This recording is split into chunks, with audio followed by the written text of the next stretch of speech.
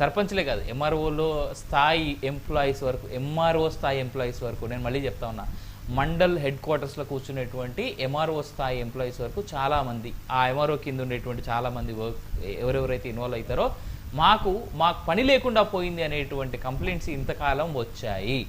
So ఇప్పుడు రానటువంటి రోజుల పరిస్థితి ఏంటి విందాం మాటలు మనం. రామారావు గారు,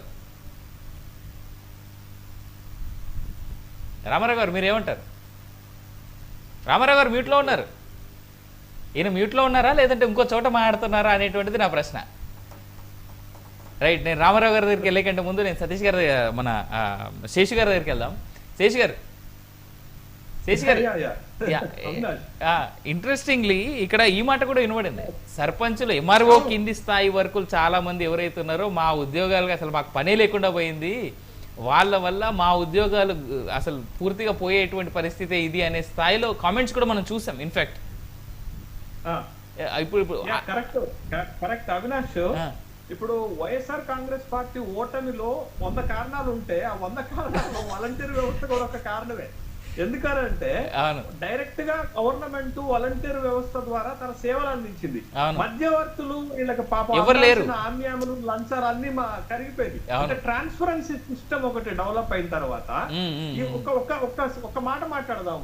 ఏ ఎంఆర్ఓ ఆఫీస్ లోనైనా క్లర్క్ దగ్గర నుంచి ఎంఆర్ఓ వరకు లంచం తీసుకోకుండా ఒక సర్టిఫికేట్ ఇచ్చినటువంటి సందర్భాన్ని మనం చూపడితే దేనికంటే దానికి సిద్ధం. అంటే మొత్తం దేశవ్యాప్తంగా చెప్తున్నాను, ఆంధ్రప్రదేశ్ ఒకటే కాదు, తెలంగాణతో సహా ఆంధ్రప్రదేశ్ తో సహా దేశవ్యాప్తంగా ఒక రెవెన్యూ వ్యవస్థలో ఒక ఎంఆర్ఓ ఆఫీస్ లో ఒక సర్టిఫికెట్ పొందాలి అని అంటే క్లర్క్ స్థాయి నుంచి అటెండర్ స్థాయి నుంచి ఎంఆర్ఓ స్థాయి వరకు డబ్బులు ఇవ్వకుండా ఒక పని జరిగింది అనేటటువంటి సంఘటన చూపెట్టండి.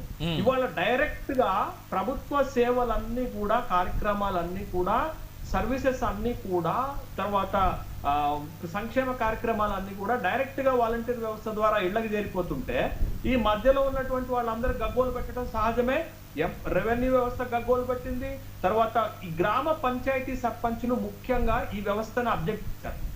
ఇది రాజేంద్ర ప్రసాద్ అని మీకు ఆంధ్రప్రదేశ్ లో ఈ గ్రామ వ్యవస్థకి ఎప్పటి నుంచో తను ఎమ్మెల్సీగా గెలిచింది కూడా అక్కడే, ఉయ్యూరు సర్పంచ్ గా చేసినటువంటి వ్యక్తి కూడా అతనే.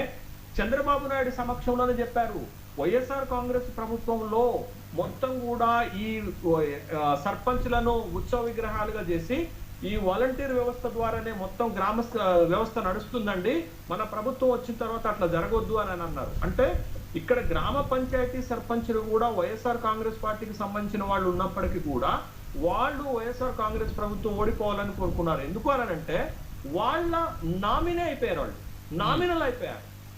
వాళ్ళ దగ్గరికి వచ్చేవాళ్ళు ఇవేనైతే ఎమ్మెల్యేలు కూడా వాపోయారు కదా. ఎమ్మెల్యేలు కూడా మా దగ్గరికి ఎవడు రావట్లేదు, మా దగ్గర నుంచి ఎవడు సర్వీసెస్ పొందట్లేదు, డైరెక్ట్ గా ప్రభుత్వ సర్వీసులన్నీ వాలంటీర్ వ్యవస్థ ద్వారా ప్రజలకు వెళ్ళిపోతున్నాయనేటటువంటి ఒక ప్రధానమైన అభియోగం జగన్మోహన్ రెడ్డి పైన వచ్చింది కదా. కాబట్టి ఈ వ్యవస్థలో ఏంటంటే ఒక ట్రాన్స్పరెన్సీ, ఒక క్విక్ సర్వీస్ వ్యవస్థ మొదలైందండి. దాంతో ఈ మధ్యలో ఉన్న వ్యవస్థలన్నీ కూడా ఎంఆర్ఓ వ్యవస్థ కానీ, విఆర్ఓ వ్యవస్థ కానీ, తర్వాత గ్రామ పంచాయతీ సర్పంచ్ వ్యవస్థ అంతా కూడా వాళ్ళకి నచ్చలేదు. ఎందుకు నచ్చలేదంటే ఒక కొత్త సిస్టమ్ రావటాన్ని ఎవరు అడాప్ట్ చేసుకోరండి. కొత్త సిస్టమ్ వచ్చి ప్రజలకు quickest services, honest services, transparency services వస్తుంటే కడుపు మంట ఉంటుంది. ఆ మంటలో భాగంగానే ఆ పార్టీ ఓడిపోయింది అనేటటువంటి విషయం. ఇంకొకటి ఏంటంటే వ్యవస్థ ఉద్దేశాలను చూడాలి మనం, వ్యవస్థ ప్రయోజనాలను చూడాలి. కానీ దీంట్లో రాజకీయాలు చూస్తే ఇది వ్యవస్థ కదండి. ఒక వాలంటీర్ అనేటటువంటిది ఒక వ్యవస్థ. ఇప్పుడు ఒకప్పుడు వైఎస్ఆర్ కాంగ్రెస్ పార్టీకి ఓట్లేశారు, అదే ఓటర్స్ ఇప్పుడు తెలుగుదేశం పార్టీకి ఓట్లేశారు కదా. అంటే విధేయతలు మార్చుకుంటారు కదా. మీరు కూడా వాలంటీర్ వ్యవస్థలో జగన్మోహన్ రెడ్డి 5,000 ఇచ్చి అన్యాయం చేసిండు అనుకుందాం, అన్యాయం చేసిండని భావిద్దాం. కానీ మీరు దాన్ని సరిదిద్ది అదే వాలంటీర్ వ్యవస్థలో జనసేన మిత్రుడు అన్నట్టు 10,000 రూపాయలకు పెంచి వాళ్ళని ప్రభుత్వ ఉద్యోగులుగా మార్చి, ఎందుకంటే గతంలో మనం చేశాం కదా, తెలంగాణలో చేసాం, ఆంధ్రప్రదేశ్ లో చేశాం కదా, ఆర్టీసీ కార్మికులను ప్రభుత్వంలోకి తీసుకున్నాం, ప్రభుత్వ ఉద్యోగులుగా గుర్తించాం. ఈ వ్యవస్థలో కూడా ఆ సిస్టమ్ ఎందుకు చేయకూడదు? మనం చంద్రబాబు నాయుడికి, పవన్ కళ్యాణ్ గారికి ఇంకా మంచి పేరు వస్తుంది కదా, గొప్పవాళ్ళుగా కీర్తిస్తారు కదా. జగన్మోహన్ రెడ్డి నాశనం చేసినటువంటి వ్యవస్థని మీరు సరిదిద్దినటువంటి మంచి పేరు వస్తుంది కదా. వాలంటీర్లు ఎప్పుడు వైఎస్ఆర్ కాంగ్రెస్ పార్టీకి అనుకూలంగా ఉంటారా? మంచి చేసిన మీకు సానుభూతి పరులుగా ఎందుకు మారతారు కదా. అట్లా మారటం వల్ల ఎవరికి ప్రయోజనం జరుగుతుంది? ప్రజలకే కదా. ఏ ప్రజలకి? ముఖ్యంగా కింది వర్గాల ప్రజలు, బాటమ్ ఆఫ్ ద పీపుల్. ఇప్పుడు నాకు కారు ఉందండి, నేను ఎంఆర్ఓ ఆఫీస్ కి కారు వేసుకొని పోయి 2-3 సార్లు పోయి అక్కడ ఇన్ఫ్లుయెన్స్ చేసి సర్టిఫికెట్ తెచ్చుకోగలుగుతా. పేదవాడు బస్సు పైన పోయి సైకిల్ పైన పోయి ఎన్నిసార్లు తిరగాల? ఎంత లంచం ఇవ్వాలా? బట్ నీ ఇంటికే వస్తుంది కదా సర్వీసు. నీ ఇంటికి వస్తున్న సర్వీసు. ఇప్పుడు ప్రజల వద్దకే పాలన అనే కాన్సెప్ట్ ని తీసుకొచ్చిందే చంద్రబాబు నాయుడు. అవును వాస్తవం. మరి ఇప్పుడు ఈ వాలంటీర్ వ్యవస్థ ఏంది? దీని ఆబ్జెక్టివ్ ఏంటి? ప్రజల వద్దకే పాలన కదా. మరి మీ ఆబ్జెక్టివ్ ని మీరే ఎందుకు డినైడ్ చేసుకుంటున్నారు అనేటటువంటి ప్రశ్న. అంటే దీంట్లో డిప్యూటీ సీఎం గాని, సీఎం గాని, విద్యాశాఖ మంత్రి గాని చూస్తున్నది ఏంటంటే ఇది వైఎస్ఆర్ కాంగ్రెస్ ప్రభుత్వం తీసుకొచ్చిన ఒక వాలంటీర్ వ్యవస్థగా చూస్తున్నారు. దాంట్లో రిక్రూట్ అయినటువంటి వాళ్ళు ఆ పార్టీ సానుభూతి పరులుగా చూడటమే ఇక్కడ సమస్య.